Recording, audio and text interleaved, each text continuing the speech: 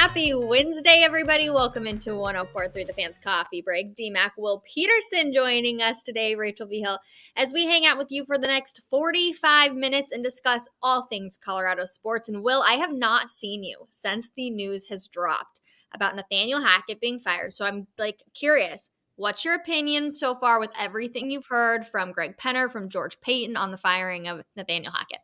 Yeah, I mean, yesterday's press conference was fascinating for a few reasons. My biggest takeaways, I had three of them. First of all, George Payton coming off the jump and just taking full responsibility. This is totally my fault. I picked the players, I picked the coach, and I'm the reason this mess exists. I thought that took a lot of guts, a lot of courage. Like, we all knew that, but at least he said it. At least George admitted what we've all been saying, like, you screwed this up, dude. This is on you. So that was interesting. Greg Penner apologizing twice to Broncos country, not once, but twice. Has Stan Kroenke got in front of a TV camera in the last 5 years and apologized for the altitude debacle? Of course not. I like an owner who can relate to his fans, can apologize to his fans. It seemed sincere. It seemed genuine. And then the third takeaway was what Mace asked him. Do you know how rare this is? And he admitting, Greg Penner admitting, this happened because of what happened on Sunday. Guys, you don't want to oversimplify it, but you know what happened, right? Dalton Risner and Randy Gregory sealed Nathaniel Hackett's fate. I'm not going to say Dalton Risner and Randy Gregory got him fired because he was going to get fired regardless, but they sealed his fate that it happened on Monday. So those were my three big takeaways. Go ahead, D-Mac. Well, just a note on Randy Gregory, whose suspension now has been rescinded. Yep. And according to Mike Kliss, part of Randy Gregory's argument why he was emotionally so distraught was the loss was going to lead to the firing of Coach Hackett, who he dearly loved. Well, that backfired. You were one of the contributing factors, Randy, one of the bigger ones. So, whoops, well. I just find that explanation is beyond comical. Oh, they're gonna fire my coach. Don't talk to me. Don't talk to me. What? What'd you say? What? Do you know they're about to? Well, take that. I mean, that's, what are we doing? Isn't that smart on Randy's end? Like, he tugged at the appeals heartstrings. That's playing chess, not checkers. If you're Randy Gregory, I'm calling BS. It worked, T-Mac. He's not suspended. He didn't lose the game. It worked. I'm calling BS on that, because what we heard out of Greg Penner yesterday is that really Nathaniel Hackett was going to get fired at the end of the year. But in the end, it's not like it was in the locker room of, coach is probably going to get let go, right? That clearly wasn't going on in the locker room before the game. So I'm calling BS on it. And I think you're right, Will, that he really did just tug on the heartstrings of the appeal team over there at the NFL. I can't believe it worked, but it worked for both. He saved himself what? Because Schefter reported the fine got reduced to $50,000. Oh. So I don't know what a game check is, but Randy Gregory makes a lot of money. It's a heck of a lot more than $50,000. If you guys could save yourself $100,000, would you fib like that? Of course you would. Absolutely. Randy Gregory, smart man. I don't like his antics, but he was smart on this one. Oh, very true. D-Mac, I'm surprised you're not doing the little violin like we've been seeing you do. No, that was a bigger violin. He's a bigger player. It's a bigger fine. So it's a bigger fine. Yeah, we got to pull out the big one. Okay, you guys, it's just been kind of hitting on me weird, though. This question keeps popping up in my head of, if Russell Wilson wasn't the quarterback of the Denver Broncos, would Nathaniel Hackett have gotten fired this year? If Drew Lock or Teddy Bridgewater would have been the quarterback of this team, do you think they would have got fired? No. First of all, they would have won 7 or 8 games, and they would have been building on the process. And if Aaron Rodgers was here, they'd probably be a playoff team, because you would have 9 or 10 wins, or you'd be right there. It'd be probably going right down to the wire with Aaron Rodgers. It's a broken record, I know, but the problem is Russell Wilson. So because of that, everything falls from that domino. And the second problem, of course, is George Payton. And how George Payton still has a job today is, I don't know, beside me. Everybody who I bring this up to just says, well, he's going to be fired or be mitigated by whoever the next coach is. And to me, yesterday was such a huge whiff by Greg Penner. It was just such an example of, wow, dude, you really don't know what you're doing. So, okay. I guess I can accept that because he really has only been on the job for a few months. I mean, there is nothing to indicate he even had a passing interest in the NFL aside from casual conversations over the past 10 years. I guarantee you the three of us know more about the NFL and the Broncos than Greg Penner. Promise you that. And the reason why is we just pay attention to it and have been paying attention to it for a much longer period of time. Keeping George Payton and with no reason to explain specifically why you have faith in him other than he talks to you is proof positive that this is a wreck from Greg Penner. Now, I'm using the Rob McElhenney, Ryan Reynolds solution. It's the welcome to Wrexham solution to the Denver Broncos. When you have a problem is they bought a fifth-tier Wales football club, soccer. All they did was go in there, guys. It's a great documentary to watch. It's like a real-life Ted Lasso. And they just said, well, what's the problem? And they go, well, the stadium's broken. Oh, here's money. We'll fix it. We don't have a good coach. Oh, here's money. We'll go get one. We don't have two great players. Oh, well, here you go. There's Super Paul, Mullen, and Ollie. Literally two guys that shouldn't even be in that league. And look what Wrexham is this year. They barely missed promotion last year, and they're at the top of the table this year, and they certainly will be promoted. So, guys, you can buy your way out of it. You can. And even if you would know absolutely nothing, money can cure all. And I assume that's what Greg Penner's going to do. Yeah, but I have a little problem with that you didn't like the press conference at all. I mean, I thought Penner was raw, emotional, gave pretty good answers. And D-Mac, I think he just didn't fire George Payton because guess what? No, hold on. You got to take me seriously on this. Who would have cut Michael Ojemudia yesterday if he had fired George Payton? Darren Muji. Well, okay, but they need a stopgap a little bit. They need a Darren stopgap Muji. a I little just gave bit. you an answer. You asked me a question, and with a half a millisecond, I gave you an answer. What's your next question? Okay, so Darren Muji, who is, George Payton's right-hand man, we now trust with back-end roster decisions more than George Payton, who built an entire career on it. Because back-end roster decisions can be made by virtually anybody. No, I guarantee you there's Greg Penner doesn't know this stuff. That's my point. Like, he has to keep George Payton until he hires Jim Harbaugh, and then a month from now, Jim Harbaugh can blow George Payton out. Like, it's not that big a deal that George Payton works for the Broncos for another month or two. It's just not. Oh, no, it's a major big deal. It'll slow things down, and possibly he could have an influence on what happens next. You got to understand something. This guy is so bad as a GM. You cannot have him responsible for any decisions. This is how untrustworthy George Payton is as a GM. No, I don't know. Maybe they shouldn't have cut Michael Ojemudia. Who knows? I mean, I don't trust anything George Payton does at this point, Will. So to think that, I understand what this is all about because a lot of people feel like this when they put their heart and soul into anything. What I have learned throughout my years, as much as I would like to think otherwise, we are all wildly, easily replaceable. All of us in every walk of life. And it doesn't matter how much we care about it or how much we put into it. There are certain things in life that are just going to go on and on and on with or without us, okay? So this is one of them.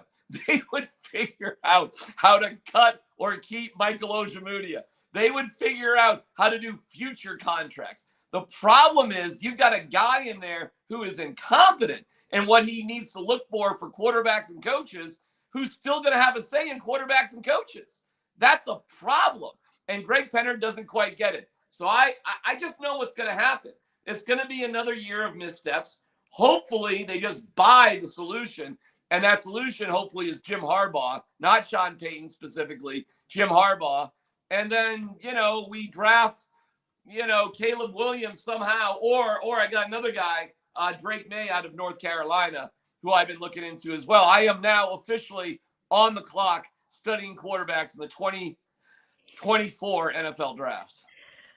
D-Mac, we've had this conversation so many times. I still don't know how you can put Russ is problem number 1 and Payton is problem number 2 when Payton brought in Russ and then signed Russ to this big contract. Like, we've had this conversation so many times, but I don't know how you can do that. But you really truthfully believe that if Aaron Rodgers was the quarterback of the Denver Broncos right now, that they would be at like 8 or 9 wins and possibly going into the playoffs? Yeah, no doubt about it. I mean, the difference between close games and winning and losing. Well, first of all, Hackett has a relationship with Rodgers. He would have an offensive system that would have fit Rodgers.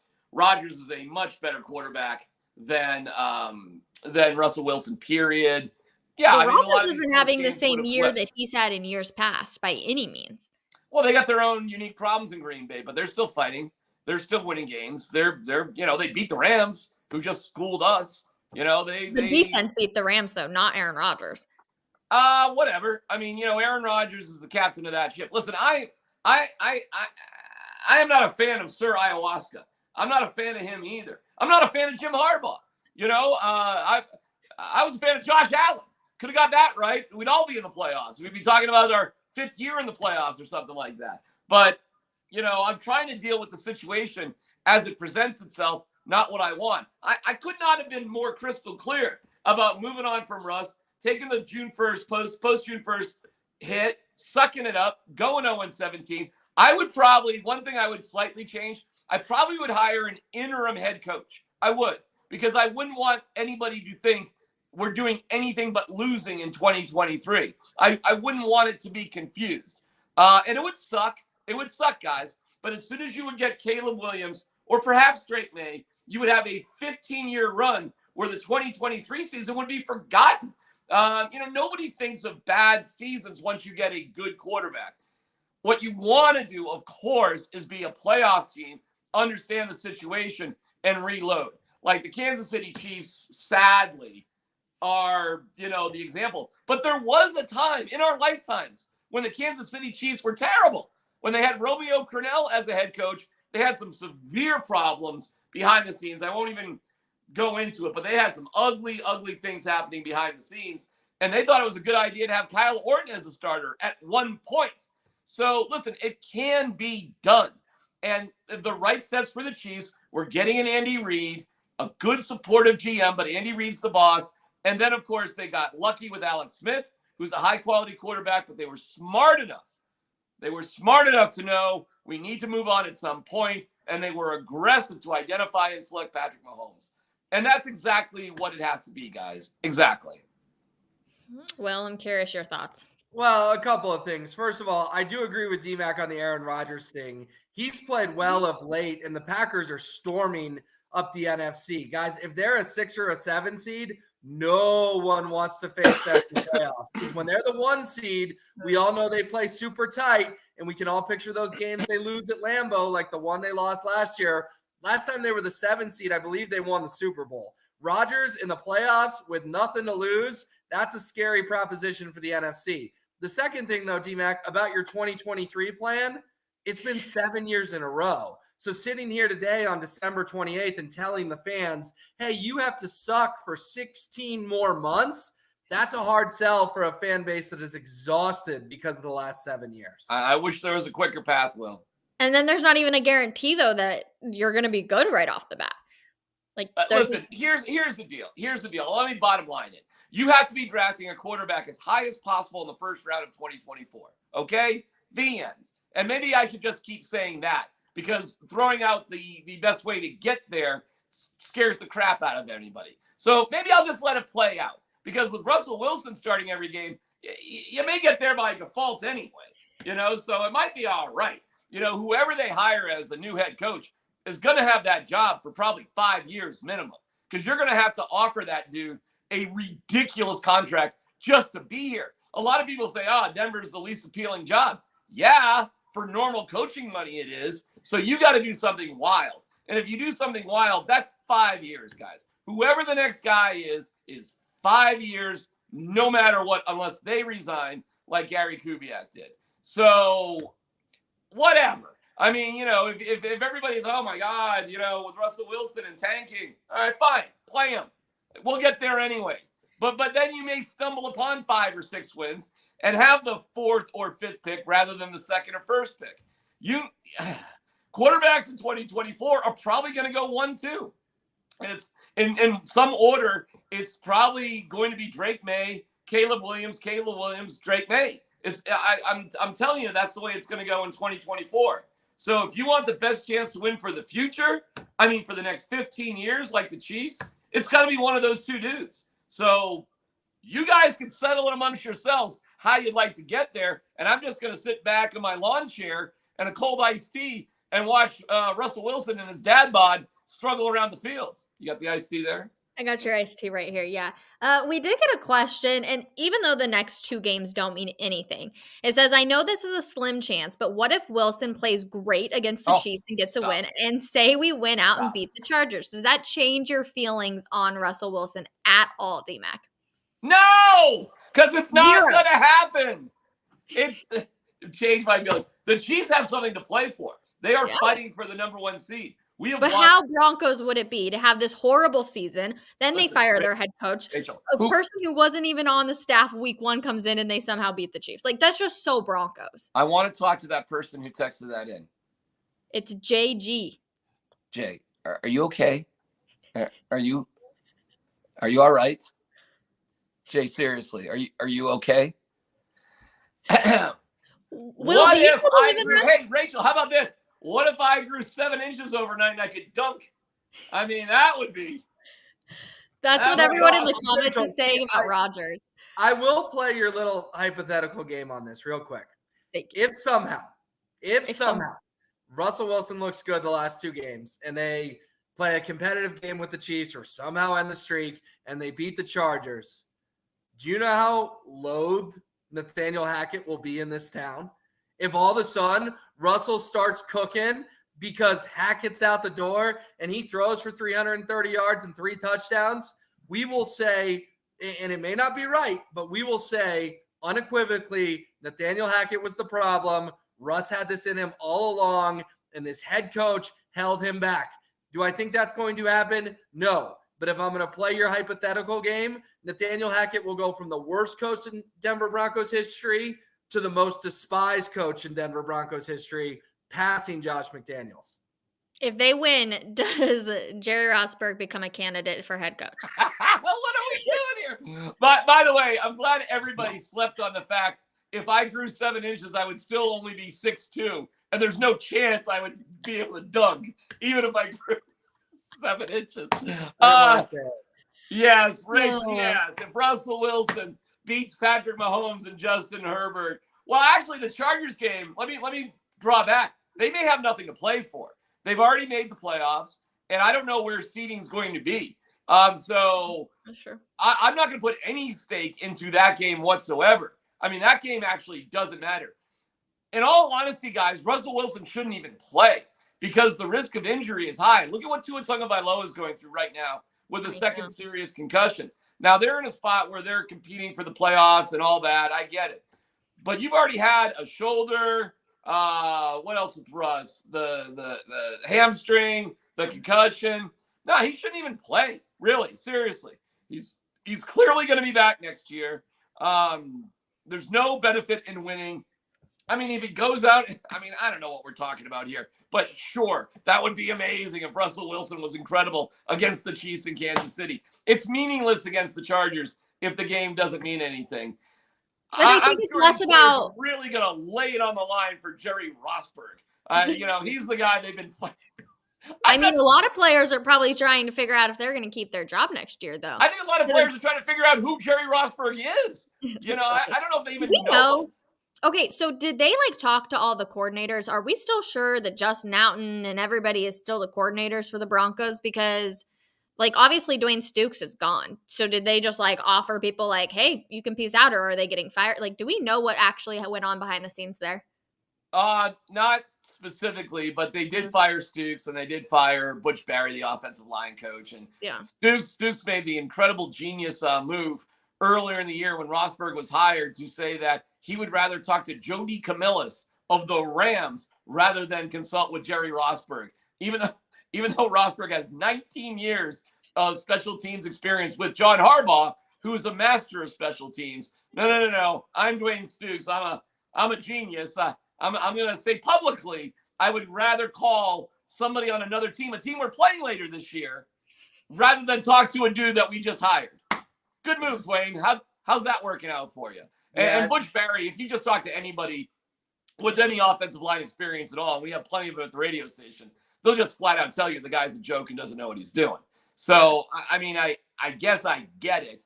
And you ask, like, oh, who would do this? What if George Payton was gone? Well, who's going to be the special teams coach? Well, who's going to be the offensive line coach? It's just next man up in terms of coaches. It's not that big of a deal. You know, we're replaceable. We're all replaceable. Yeah, Stooks dug his own grave, right? Like, you can't insult Jerry Rosburg. And I know he didn't think Jerry Rosburg was going to be the interim head coach someday, but yeah, Stooks messed that one up pretty good. You're right, D-Mac, next man up sort of philosophy. But I do think, and I do want to hear both your thoughts on this, I do think that George Payton is well-liked by Greg Penner. I think George Payton has the people skills that he has been able to sort of get himself into Penner's good graces. And I don't want this to be the Will is defending George Payton show. I don't like George Payton at all. I wrote on Sunday night, George Payton needs to be dismissed. I put that in my main column at denverfan.com. I tweeted it out. But I'm telling people why Greg Penner kept him. And I'm not saying that Greg Penner had some awful press conference on Tuesday just because he kept George Payton for another month. I think George Payton is the type of guy that you like to sit down and have your morning coffee with, right? Like, you can have great conversation, you can pass ideas back and forth, and that's who George Payton is to Greg Penner, not necessarily meaning that the Broncos should keep them. I think he endeared himself to Greg Penner. Mm-hmm. I wish Greg Penner had come out and had a coffee with me, and I could have told him what is what. I don't know who that dude is talking to, Greg Penner. I mean, you know, he went to Georgetown instead of Syracuse. So, I mean, I don't know. The guy's obviously made some mistakes in life, but that's okay. He can, like I said, buy his way out of it. The press conference was a disaster because the reason for the press conference was a disaster. You don't have a good press conference talking about why you just made history firing a coach for incompetence after having this big, huge coaching search. I mean, you have the worst trade in NFL history. You put together one of the worst contracts. You put together a terrible deal for Randy Gregory when you could have got out of it. I mean, my goodness, what has gone well here with George Payton? But yes, I think that's why they have to do the presser. He fired Hackett and he stripped Payton of his biggest duties. He did like 90% of the 100% you wanted him to do. He didn't do the last 10% until he hires Jim Harbaugh or Sean Payton to gas out George Payton. Like, you're not going to give the guy any credit for doing 90% of what we've all been screaming about? No. And first of all, I don't accept your premise of the 90%. He did like 20%, maybe 25, because I said there's 4 problems. Wilson, Payton, injuries, Hackett. He took care of this. He took care of the pinky. He took care of the pinky. You can live without a pinky. So I'll give that 25%. Well, that wasn't close to 90%. You took care of 25% of the problems, and you want to, get praised because you were stern and apologize? If this finger is Payton, he sliced that much of it off. It doesn't have. Well, if we're gonna do fingers, I am quickly getting down to the. I don't know. I was very careful. It was my ring finger. But he sliced that thing, man. He took a knife to that. George Payton has no power anymore, D-Mac. None. And you wanted to slice off your ring finger, which means you're a coward to commitment. That may be true. Touche. That was good, D-Mac. That was good. Okay, well, somebody does have some power. Put a ring on it, Will! That is Sean Payton. He spoke out on quarterback Russell Wilson and his play. Take a listen. Right now, Denver's offense is indecisive and a little broken. Trent Dilfer came on the other day, and he's a high school coach in Tennessee. He goes, I would put in some movement. He goes, I think over the course of 2 or 3 weeks, I would put in some plays, 6-8 plays, move him. He goes, its foundation is strong. He goes, but it's not clever. It doesn't make the defense think or pause. If you had Denver and you thought to yourself, listen, I like our foundation, but we got to add some wiggle to this stuff. Is that a 1 week process, Sean? A 2 week, a 3 week? How do you correct flaws? You correct flaws immediately, and then we don't worry about how long the process is going to take. In other words, I'd want to cut up today. I'd want to cut up of all Russell's pass plays of 30 or more yards from the field.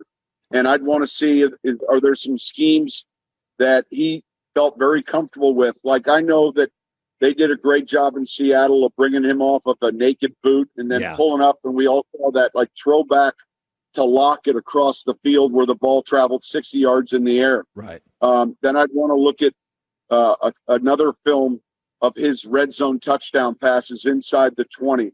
And so what I'm asking for from assistants is I'm asking for some of his greatest hits and to make sure that we have those song lyrics available.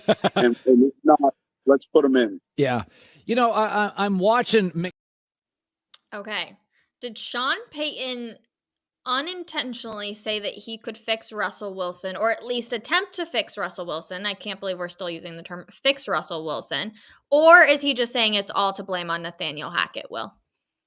Well, Sean Payton is hired to do a job right now, and that's being an analyst for Fox Sports. He went on one of the Fox Sports premiere shows, got asked a question, and he answered it.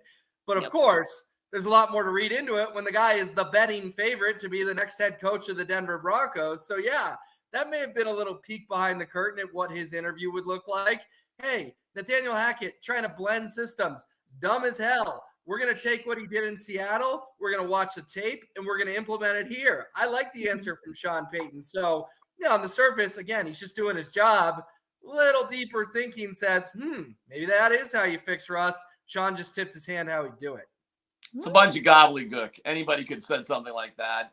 That provides almost zero insight whatsoever to confirm what Will's saying. Every single interview candidate will say the same thing. We're going to go back to what Russ did best in Seattle, and we're going to move him outside of the pocket. We're going to put him under center. We're going to just copy the Seattle Seahawks offense. Yeah, there's a slight problem with that. That's not what Russ wants to do. And the whole thing is, well, everybody's criticism of how to fix Russ is to stick Russ in a corner. Everybody's solution is to, no, Russ doesn't get his way. Russ has to do these things. And there's a longer piece in Sports Illustrated about what went wrong with Russ and Brian Schottenheimer when statistically their 3 years together were outstanding. But at the end of it, it was poor. And in the playoff game in Schottenheimer's final year with Russ, it was really bad. It was Russ's worst playoff game. And then they got rid of Schottenheimer. And it was Russ that got rid of Schottenheimer. And this is the way it works too. It's not Russ, okay? Russ gives himself cushion. Russ has people, and the people force the action. So Russ gets to be like, I don't know. I'm just doing whatever I'm doing. And, I don't know. That's their business. You want to talk about Teflon? Where's James Merrill at when we need him? I mean, that's Teflon Russ. It's a very passive-aggressive way to get your way. So you guys think that's going to change, huh? You think there's going to be a big change there? Really? You think a guy who is wanting to get out of a great situation for himself, great situation, okay? Supportive, right system, coaches that were, doing his things, a $30 million lakefront house, great life. He wanted out of that. You think that guy overnight, because of this season, is all of a sudden going to become a different person? Okay. I think somebody has to step in. And I mean, we've all talked about the next coach has to be a dad and not a buddy. Well, but tell me why. Tell me an example of why or how you're going to change that with Russell Wilson. Like, what evidence at all do you have that he's going to be amenable to that? Don't you think that's what Pete Carroll did for so many years? Yeah, basically. Well, it clearly worked there. I know he's got George Payton and giving him whatever he wants. Sierra gets the top parking spot, but George Payton isn't in control anymore. It's Greg Penner. But you realize that Russell Wilson got people fired when they were winning.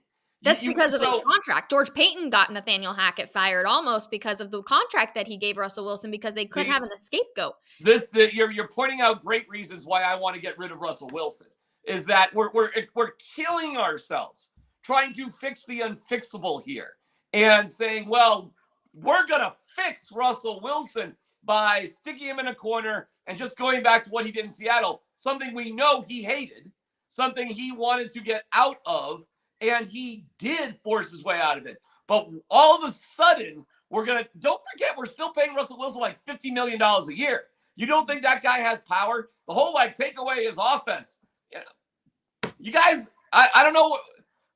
I don't know when you think an unhappy Russell Wilson is going to be a better quarterback. I mean, that's what we're assuming here. Let's make this guy ridiculously unhappy, and that'll work. How? Okay. But I've got a simple question for you guys, and I mean this seriously. Do you think he's a human or do you think he's a robot? He's a human that has he's a human, Will, but he's got some complicated stuff going on. And he's got a team of robots behind him telling him certain things. Let's put it that way. But both you agree he's a human. And if you're a human and you cannot be humbled after this ridiculous season, then you're not human. Because he can put on all the fronts. He can tell you he doesn't get nervous, D-Mac. He can do all the Russ stuff. But guess what? Even he dropped Broncos Country Let's Ride after it got so ridiculous. Even he realized as a human being that sounded so stupid. And even he will take a look in the mirror and realize I'm a human. I've been humbled. This offseason, I cannot travel all over the world. I cannot eat whatever I want. I cannot sleep 3 hours a night because I think that's smart when it's actually stupid. If he's human, which you both agree, and I do too, will make positive changes this offseason. There's a lot of degrees of humanness, Will. You're making another kind of presumption. Just because you're human, you make the right decisions. I mean, I guess in your metaphor, he's a robot because you're not talking like a literal. Right. I'm not. I'm obviously, I don't think Russell Wilson is Men in Black from, planet Xenon visiting Earth. I don't. So but I'm just saying, all right, anyone with human emotions has to be humbled after this season. When you say robot is a metaphor, what type of human being do you compare to a robot? Because we're all human beings, Will. So let's use robot as a metaphor. What do you mean? And let's talk about it like that. I mean someone whose skin is so thick, particularly their skull, that they're not willing to change no matter how bad things get. All right, then I think he's robot-like as a human because he's not a literal human. So I guess if we're going down this prickly path of metaphors, I'll say he's a human robot. Because so he's not willing to change this offseason, D-Mac? We have seen no evidence of it, Will. So if he is willing to do it, Will, when I asked him earlier this year, and I said, are you considering changing anything? You know what his answer to that question was? What do you want me to do? Wake up earlier? No, I work harder. There's no way I can work harder. I've been doing everything the same way and successful with it. He did give a robot-like answer. So if we're going down this conversation, okay, he's a robot, Will, because when asked about it this year when things were going poorly, he, when asked point blank about it, said unflinchingly that he would not change. So things were going bad then. I mean, ask him today. I mean, I'm on the air, but I hope somebody asks him today. Are you willing to change now, Russ? I hope somebody does ask that. We'll tell Andrew Mason is going to be there. Hopefully he asks that, but it's a legitimate question. Yeah. What changes are you willing to make now, Russ? I hope somebody does ask him that. I would if I was there, no doubt about it. It's definitely a fair question. D-Mac, how did I miss that response to your question? What week was this? Oh my gosh. It must have been really early on. I don't know. It was when things were going to hell. I mean, it was. Was it before or after the Winston Churchill quote? It was after the Winston Churchill quote. Mm-hmm. You know what they did? And it would be way too egotistical of me to say this, But what happened was they were doing all the press conferences earlier in the day. And then after a certain point, they changed them to later when I can't be there. What do you think we will hear from Russell Wilson today? A whole bunch of cliches, whole bunch of nothing. I'll write about it at denverfan.com. But every week I'm looking for the best Russell quote to write about. And he's only given us like 3 this year, right? He gave us Chad Powers. I'm 3-0 against Chad Powers. Last week, he gave us I didn't sign up for tennis, which was actually a pretty good one, talking about his concussions. And he gave us one more. Oh, when he fired back at Pete Carroll, right? He fired back at Pete Carroll and said, hey, we won a lot of games there after Pete Carroll said there was resistance to the wristband. So Russ has given us 3 good quotes this year. Chad Powers, firing back at Pete Carroll, and I didn't sign up for tennis. But we're getting a lot of cliches today, Rachel. Okay. Well, D-Mac, I wish you were there to ask the hard questions. Hopefully our Betty Andrew Mason. It's not even a hard question. It's the most common sense question. Hey, Mr. Wilson, what changes are you willing to make? Period. And it's a question that has a lot of different answers to it. If you want to be more pointed, Russell, will you be committed to a more to undergoing a different body change to make you more athletic on the field? You could go in that direction as well. I mean, the guy gets sacked. He is the most sacked quarterback. The Broncos have given up the most sacks. So how many of those sacks are on the offensive line and how many are on Russ? I get it. The O-line isn't very good, but Russ has to take some of that. And, the problem is, too, with Russ, and here's why I struggle. Who at age 35, and he'll be 35 midway through the season next year, who at 35 becomes more athletic? And I've said this, too. Listen, it's one thing to watch the Avengers. We are people who watch the Avengers. It's another thing to be an Avenger. And the NFL is filled with Avengers. The NFL is Avengers Endgame. When they all gather, that's an NFL team. They're all superhuman. So, yeah, okay, if you want to be the 4th best looking dad at the drop-off line in middle school, you're there. But if you want to be an Avenger, you want to be Captain America, you want to be, I don't even watch the Avengers, so I don't even know what I'm talking about here. But I think you get my point. If you want to be one of those guys instead of sitting there with popcorn with Rachel, then you got to transform, man. To be an Avenger, you got to be a transformer. I should have brought out my popcorn today. That just happens. I should have brought out my popcorn. You may want to cut out the popcorn this offseason. That could help too. So that's really true. I downed a big old movie theater popcorn last night, everybody. Will, as always, an absolute pleasure having you on Coffee Break. Thank you so much. But it's now time to go inside the game because we have our very own Mark Schlereth, presented by Bet Rivers Sportsbook. Mark, how are you this morning? I am, Rachel. I pulled over to talk to you. I got in a little snafu in travel trying to get myself to DC. So anyhow, I was on the phone trying to rebook flights and everything else. But we got it all covered, I think. As of right now, we're covered. So that's good. And it's a pleasure to be with you once again. Yes, thank you. We'll make it fast then. That way you can get on the road. So let's go. The Broncos haven't been able to protect their QB. Will the Chiefs have a field day on Sunday? Over or under 5.5 sacks on Russell Wilson? I'll go over. You're right. They haven't been able to protect them. And there's a reason that Dalton Reisner, pushed Brett Rippon. And that reason is frustration that a lot of those sacks are on Russell Wilson. You go back through his career, and I guarantee you, and I've talked to Pete Carroll and I've talked to guys in Seattle, I guarantee you 35%, at least 30, between 30 and 40% of all the sacks given up in his career are 100% his fault. So that's a frustrating thing, especially when you don't clarify the issues. When you turn into a French waiter and say, hey, we got to do a better job, as an offense. No, baloney.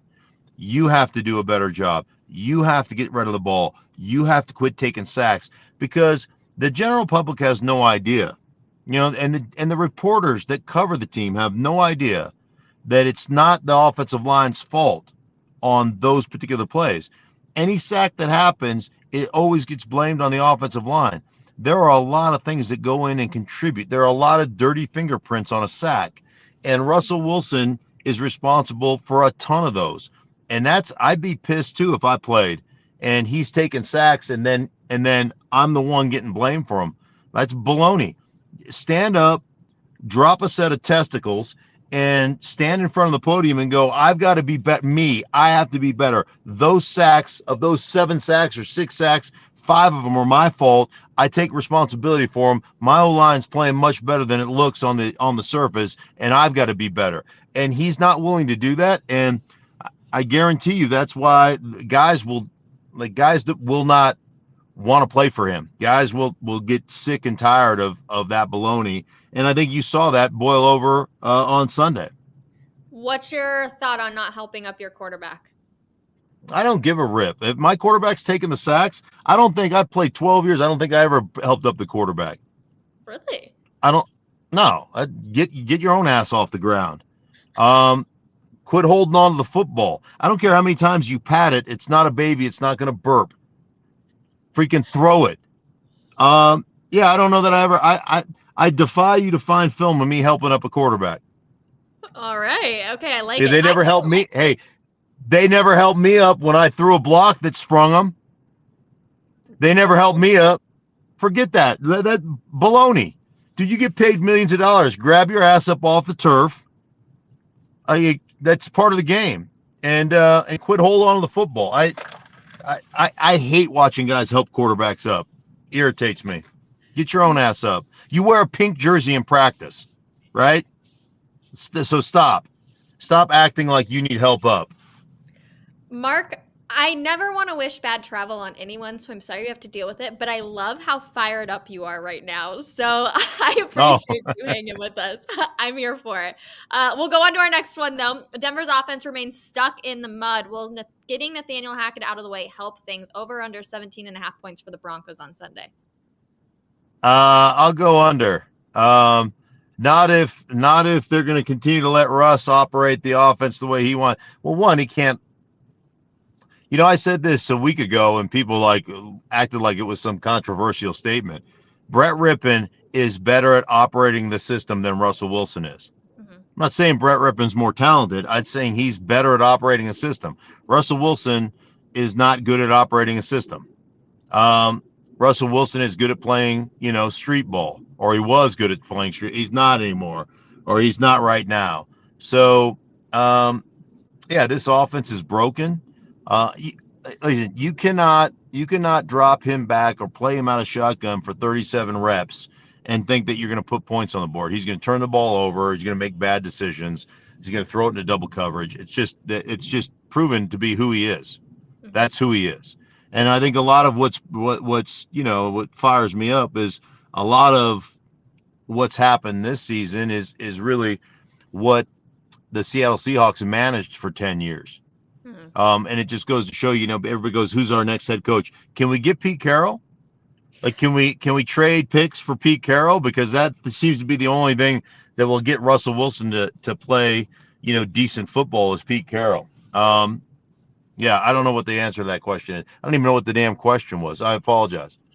Yes, over under 17 points is that's like hitting the lotto. They got as much chance of hitting 17.5 points as I do of hitting Powerball. And I don't ever buy a ticket for Powerball. Mark, I'm loving this. Okay, so in your mind, are we ever going to see the same Russell Wilson that we saw in Seattle that could lead you to a Super Bowl? Because you seem pretty done with him. I'm not going to lie, Mark. No. I think you could see Russell Wilson playing good football, but you're going to have to understand. Well, one, more importantly, Russell's going to have to understand what he is, but more importantly, what he isn't. And if this season hasn't been humiliating enough for him, then there is no fixing him. But if he has eaten enough crow or humble pie, then yeah, I think somebody could come in here and say, hey, man, you are not this, this, and this. This is what you are, and we're going to devise a system that fits what you are. And that's what they did for 10 years in Seattle. And so, do you have a coach that you have enough reverence for, enough respect for, And have you critically looked at yourself to the point and accepted the responsibility, not pushed it off to everybody else, not, we have to be better and we have to score more touchdowns and we have to do this and no. Can you look at yourself and go, I am not very good at this, this, and this. Therefore, I'm going to take that off my plate and I'm going to rely on the things that I can do. And if he's not willing to accept that responsibility, then there is no fixing him.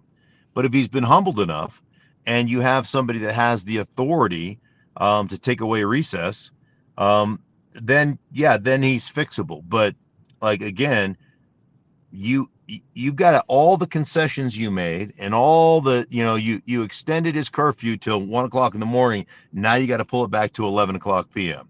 And, that's hard once you've extended the curfew. But as any good parent, knows that you're in charge and they're not. And so it's just one of the things that you go, whoa. Like I talked about on my show this morning, weight loss and gain is the exact opposite of trust. It's really easy to gain weight, very hard to lose it. It's really hard to gain trust. You can lose it with one bad decision. Yeah. I no longer trust you.